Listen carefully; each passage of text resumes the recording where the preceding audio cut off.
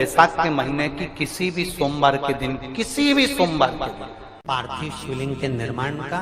और उसमें एक बात कही गई कि जब संसार का मनुष्य मृत्यु लोक में रहने वाला मानव, मृत्यु लोक में रहने वाला मनुष्य मिट्टी के शिवलिंग का निर्माण करता है, पार्थिव शिवलिंग का निर्माण करता है, और जिस घर में पार्थिव शिवलिंग का निर्माण होकर उसकी पूजन होती है, घर का सदस्य उस पर अगर एक बूंद जल समर्पित कर देता है तो जितने घर के सदस्य होते हैं उस पार्थिव शिवलिंग के निर्माण को करने वाले होते हैं, पूजन करने वाले होते हैं, उनको 6 महीने तक किसी बड़ी बाधाओं को झेलना नहीं पड़ता। वो दुख अपने आप कट जाए। रात को नींद नहीं आ रही है तो बैसाख के महीने में जो दुर्वा होती है, इस दुर्वा को तोड़ लाओ।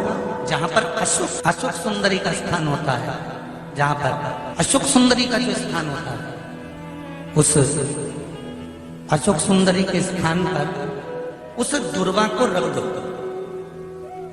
और कुंदकेश्वर महादेव का नाम है। कौन से महादेव का नाम लेना है? कुंदकेश्वर। उस दुर्वा को उठा कर लिया। बैसाख के महीने में कोई भी तिथि, कोई भी दिन, कोई भी वार आप बैसाख के महीने में कर सकते हो। उस दुर्वा को लेकर आओ, लगभग 20-25 दुर्वा लेना, उसको लेकर आइए।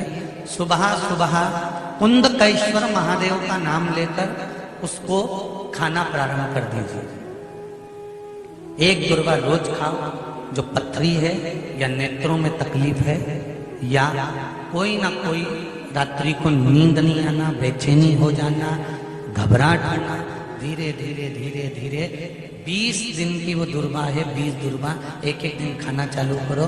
4 या 5 दिन लगेंगे, अपने आप आपको कोई गोली खाने की जरूरत नहीं पड़ेगी, नींद अपने आप आना प्रारंभ हो जाएगी। और बेचैनी अशोक सुंदरी वाली जगह पर दुर्वा समर्पित कर कर कुंदकेश्वर महादेव का नाम लेकर, कौन से महादेव?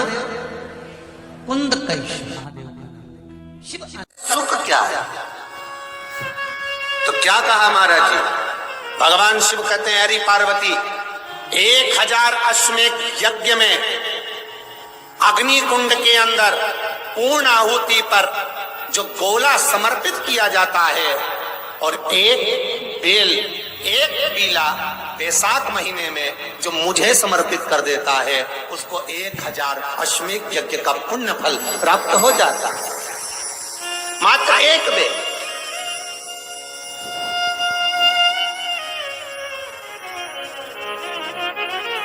बहुत अच्छे से समझना महाराज, फिर समझ लीजिए।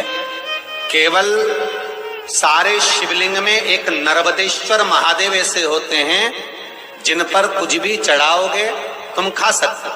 भगवान को अगर भोग लगाया तो तुमने खा लिया। भगवान के शिवलिंग को अगर कोई वस्तु टच हो गई तो तुम पा सकते हो। मिठाई हो, चूरमा हो, लड्डू हो, पेड़ा हो, गुलाब जामुन हो, इमरती, भजिया, पकौड़ा, फल फ्रूट जो भी होगा वो पा सकते हो। पर नर्मदेश्वर शिवलिंग को छोड़कर शिव महापुराण के अंतर्गत विद्धेश्वर संहिता में लिखा हुआ है कि बाकी के जितने शिवलिंग होंगे उसको, फिर चाहे मैं गंगा के जल से निकला हुआ कंकर शंकर क्यों ना हूं, चाहे फिर मैं यमुना के जल से निकला हुआ कंकर शंकर क्यों ना हूं, चाहे मैं सरयू के जल से निकला हुआ कंकर शंकर क्यों ना हूं, चाहे मंदाकिनी के जल से निकला हुआ कंकर शंकर क्यों ना हूं, हे पार्वती, फिर जो भी शिवलिंग पर वो बेल समर्पित होता है वो बेल उठाकर जीव अपने कार्य में ले सकता है। ये माँ उमा से कह रहा है। तो उस बेल की महत्वता जानेंगे। अब अपन उस बेल को जानने के लिए वापिस स्कंद पुराण में चले तो स्कंद पुराण में लिखा हुआ है कि जो बेल बैसाख के महीने में शंकर को चढ़ाया जाता है वो बेल का फल उठाकर रख लिया जाता है। बैसाख के महीने में उस चढ़े हुए, बाकी के आपको बेल का फल खाना हो तो बात दूसरी, पर चढ़ा हुआ जो बेल का फल है वो पूरा बैसाख नहीं खाना। बैसाख के बाद में अगला जो महीना आए उस महीने के अंदर उस फल के अंदर का गुर्दा निकालकर उसको सुखा लीजिए। और सुखाकर जिस व्यक्ति को पथरी की बीमारी हो और जिस व्यक्ति को पेट में बहुत भोजन पचता ही नहीं है, पूरा शरीर पाचन क्रिया बेकार हो गई, उस व्यक्ति को केवल 7 दिन तक शंकर पर चढ़ा हुआ वो बेलपत्र प्रदान कर दीजिए। पथरी भी बाहर और पाचन क्रिया भी ठीक, जिंदगी भर तकलीफ नहीं।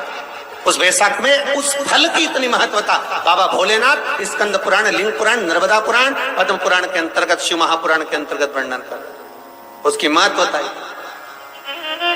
वो बेल का फल साधारण नहीं हो सकता।